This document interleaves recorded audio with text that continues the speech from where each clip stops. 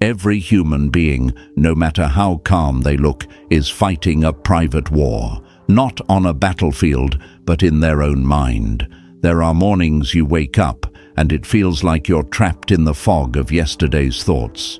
You smile on the outside, but inside, the noise never stops. Part of you wants peace. The other part keeps replaying mistakes, fears, and words you wish you could take back. The Stoics once said, "No man can master his life until he masters his thoughts." Because every action, every emotion, every decision begins in the mind. If your mind is the soil, your thoughts are the seeds.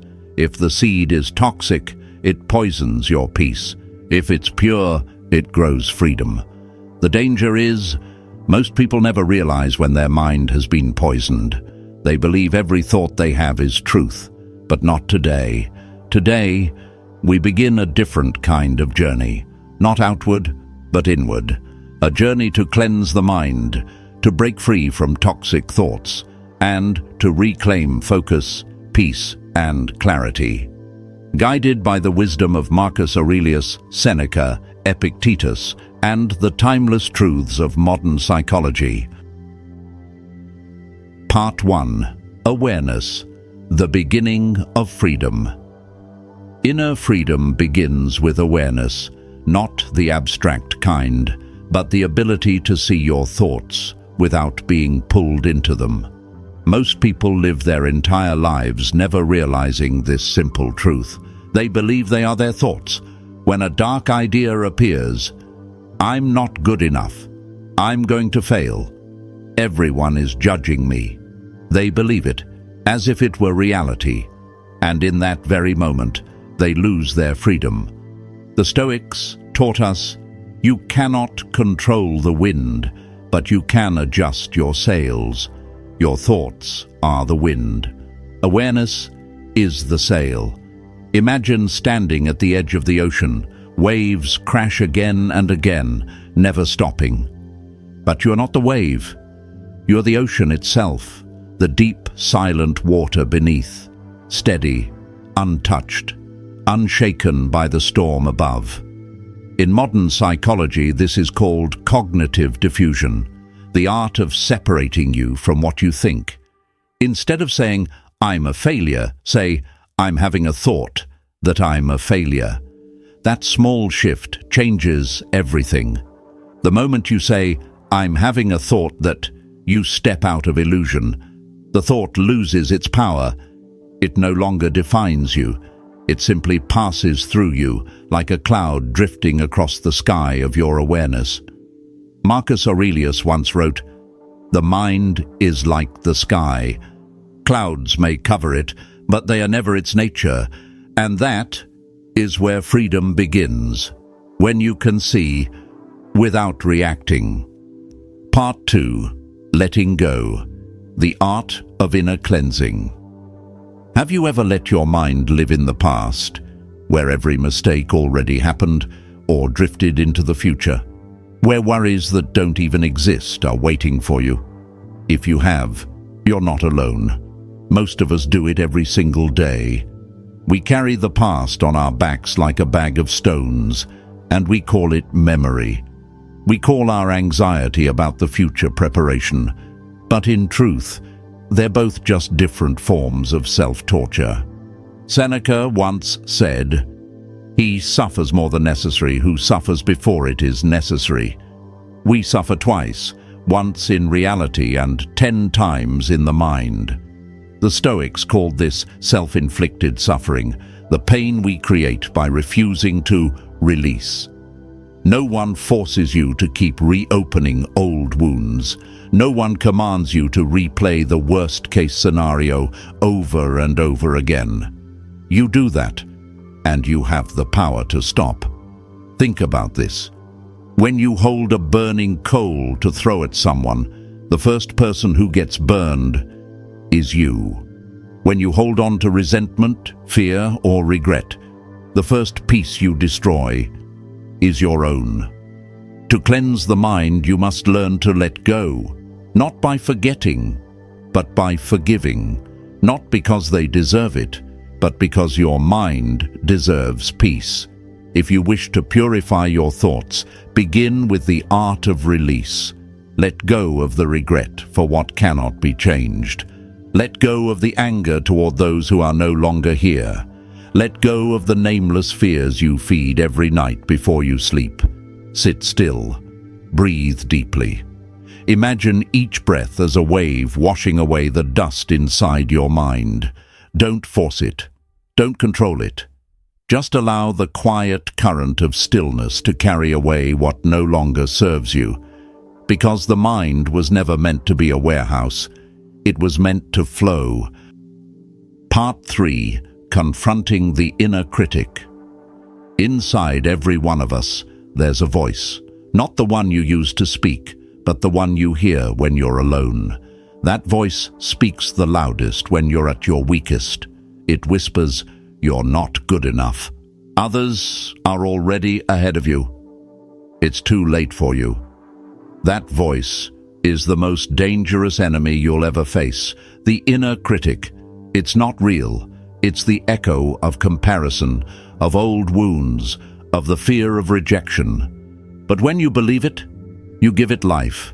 You turn illusion into reality. The Stoics taught, "Let reason guide you, not reaction." So when that inner voice begins to rise, don't argue with it. Don't fight to silence it. Just observe it like you would a frightened child, trembling not because it's right, but because it's afraid. Ask your inner voice, is this true? Does this thought make me stronger? If the answer is no, let it go. Seneca once wrote, "No man is more unhappy than he who never faces adversity, for he is not permitted to prove himself."